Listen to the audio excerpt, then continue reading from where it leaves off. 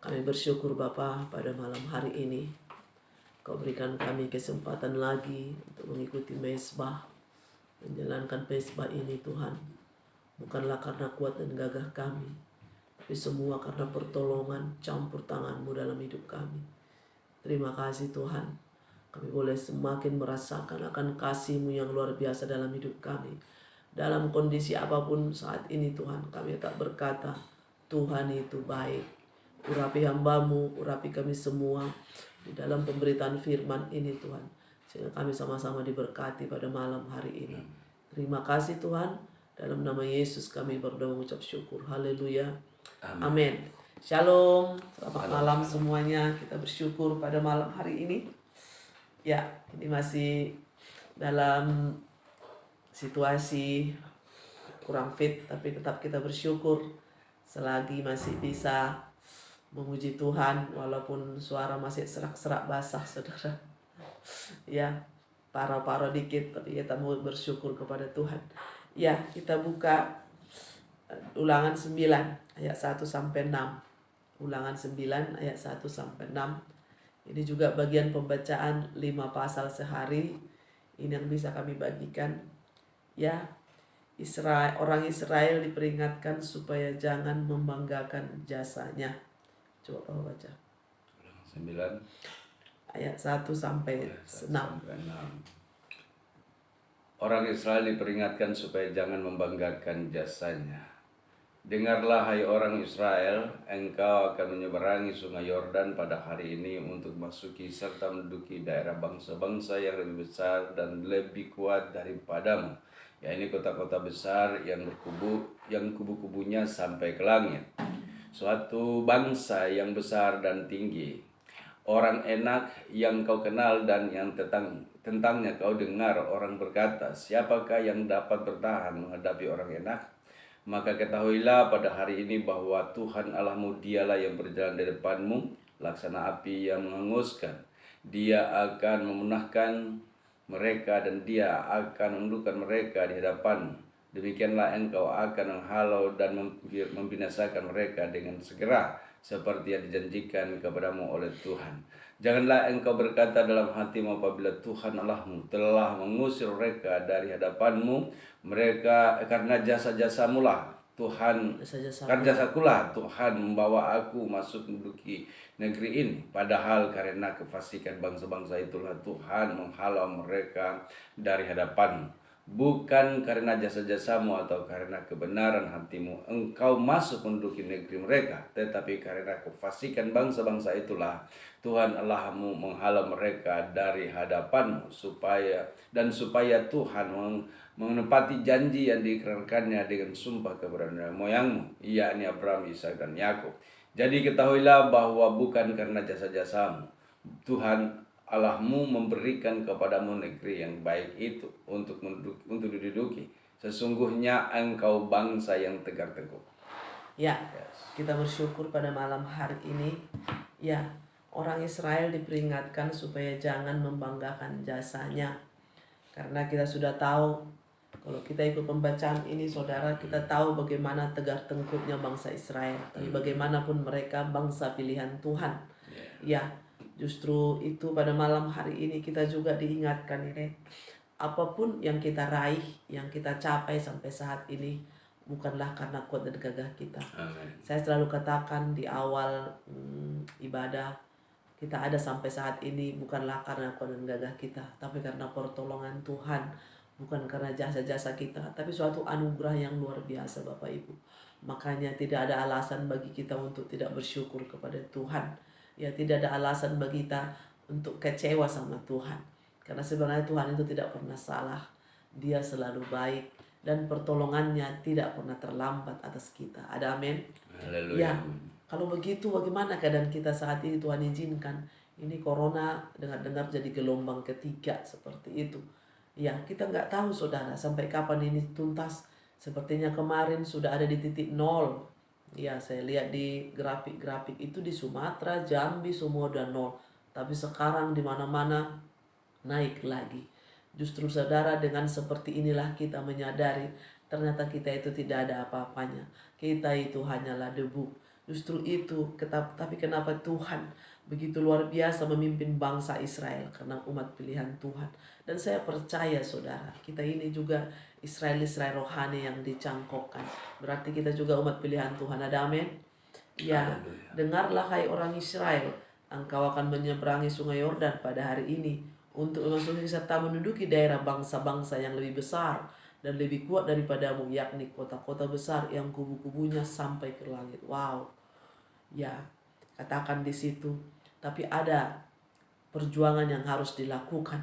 Suatu bangsa yang besar, tinggi, orang enak yang kau kenal, yang tentangnya kau dengar, siapa yang dapat bertahan menghadapi orang enak. Orang enak ini dilambangkan suatu permasalahan yang besar, yang tinggi, ya kan. Waktu diutus pengintai-pengintai itu 12 orang, satu orang dari setiap suku, tapi hanya 2 orang membawa kabar sukacita, yang 10 membawa kabar berita buruk, saudara. Mereka katakan mereka itu orang enak, badannya besar-besar. Nah, kadang kita juga seperti itu. Wah, permasalahan ini begitu besar, kita tidak bisa menyelesaikan. Tapi kan ada Tuhan.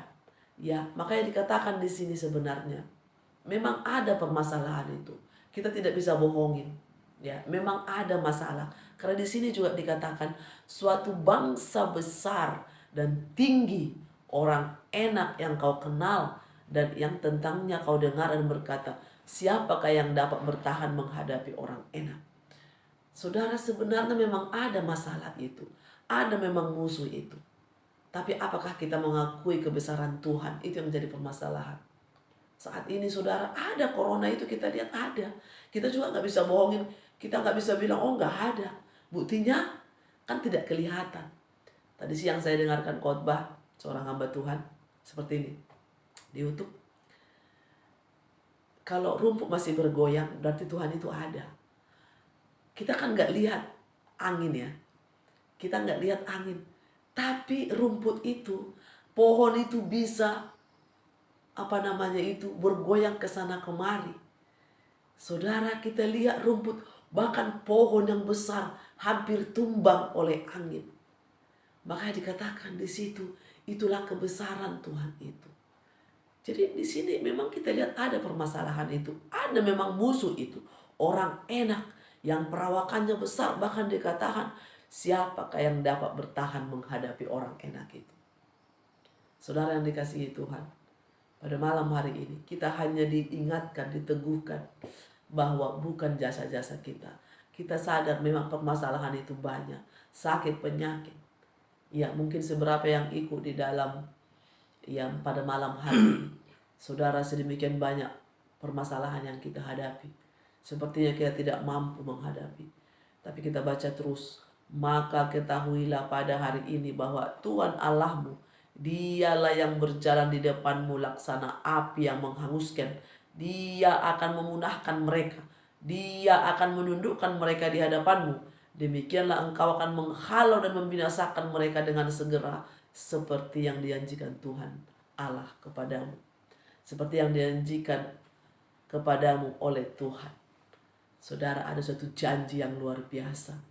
Dia yang di depan menghadapi segala persoalan. Asal kita senantiasa berserah kepada Tuhan. Itu yang jadi persoalan, saudara. Seberapa di antara kita terus membangun hubungan dengan Tuhan. Jangan datang sama Tuhan kalau dikala sudah sulit, dikala ada masalah. Tapi dalam senang lupa Tuhan.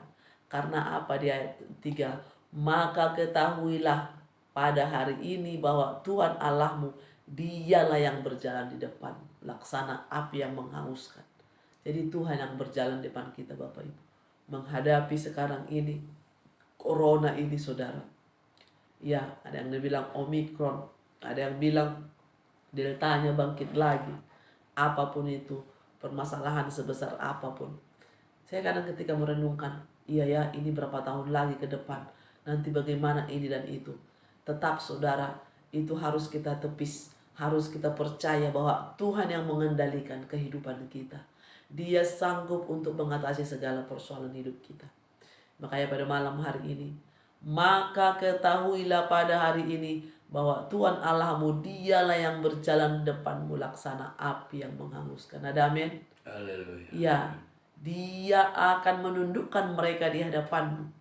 Ya, demikianlah engkau akan menghalau dan membinasakan mereka dengan segera, seperti yang dijanjikan. Ternyata tidak ada persoalan permasalahan sebesar apapun yang tidak bisa diselesaikan kalau kita bersama dengan Tuhan.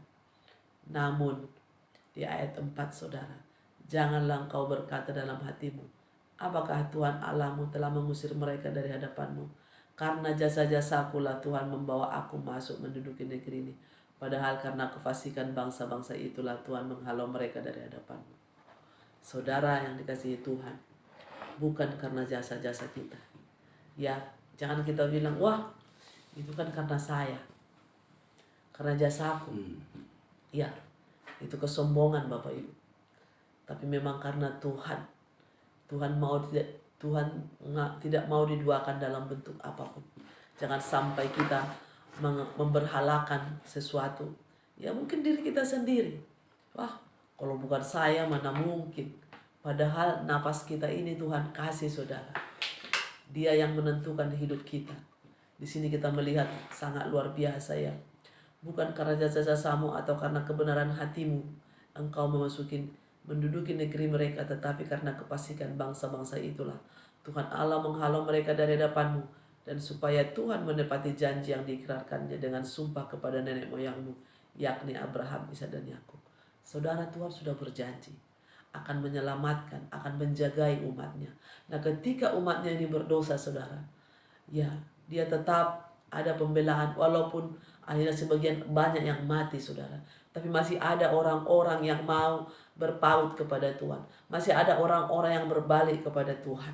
Bahkan dikatakan hanya Kaleb dan Yosua yang sampai ke tanah perjanjian di atas 40 tahun. Kita melihat di situ suatu hal yang sangat mengerikan sebenarnya. Padahal bayangkan saudara, jika kita dijanjikan kamu nanti akan meraih sana ya, tapi ini yang harus kalian jalanin. Kita hanya melihat, seharusnya mata kita tertuju kepada yang kita raih itu. Lihat anak-anak ya, dalam perlombaan 17 Agustus. Nanti siapa yang juara? Saudara, mata dia tertuju kepada upah.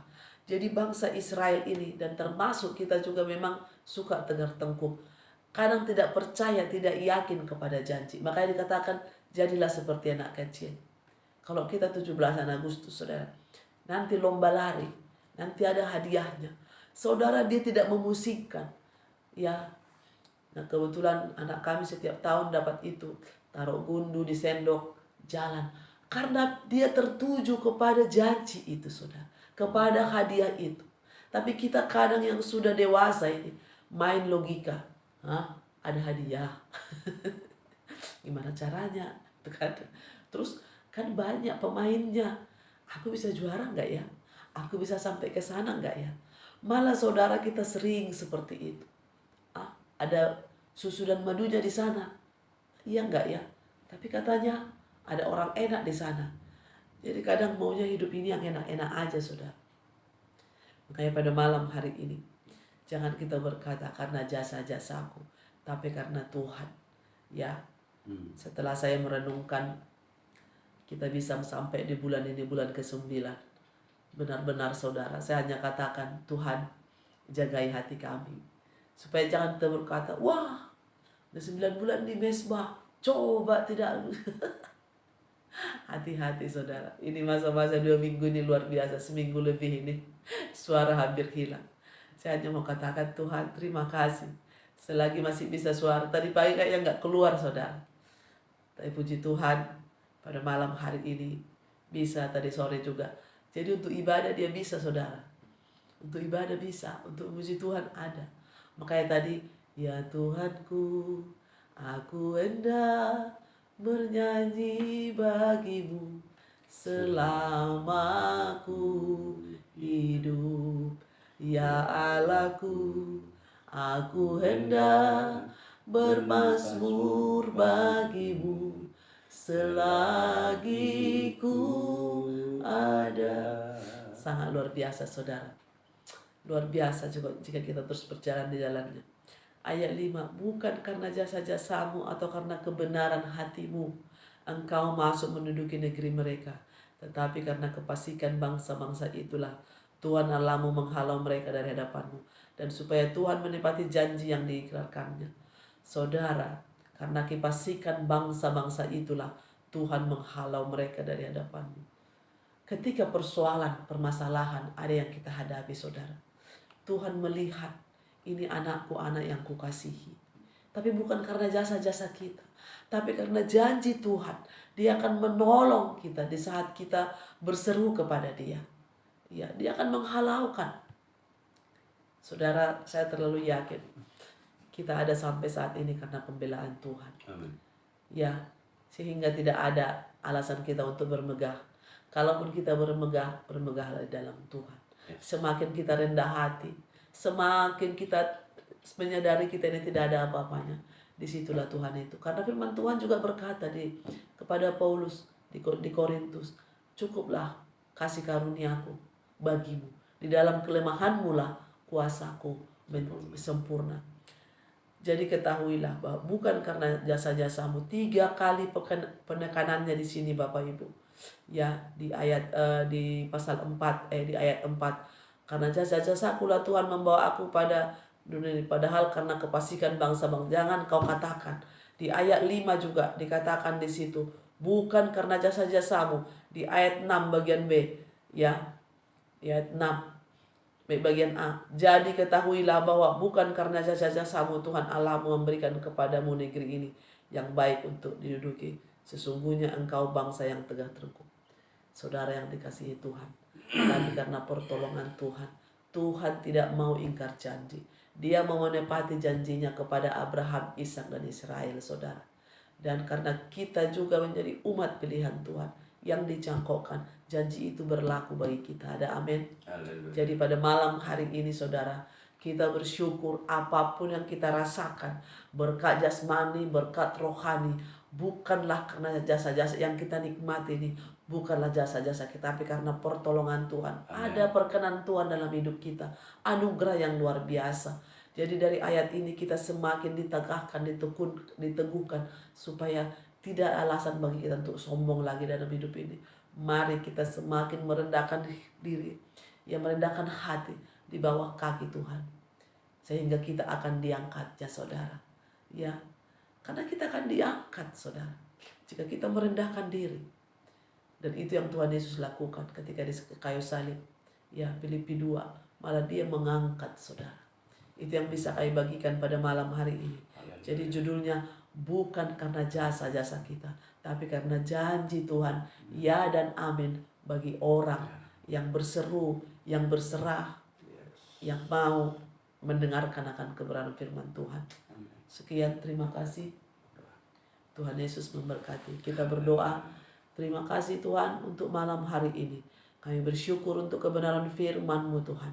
Kami ada sebagaimana pada saat ini, bukanlah karena kuat dan gagah kami, tapi karena pertolongan Tuhan, anugerah Tuhan. Dan kami hidup karena janji Tuhan. Janji ya dan amin. Kami terima janji-Mu pada Abraham, Ishak dan Israel. Terima kasih Tuhan. Dalam nama Yesus kami sudah berdoa mengucap syukur. Haleluya, haleluya. Amin.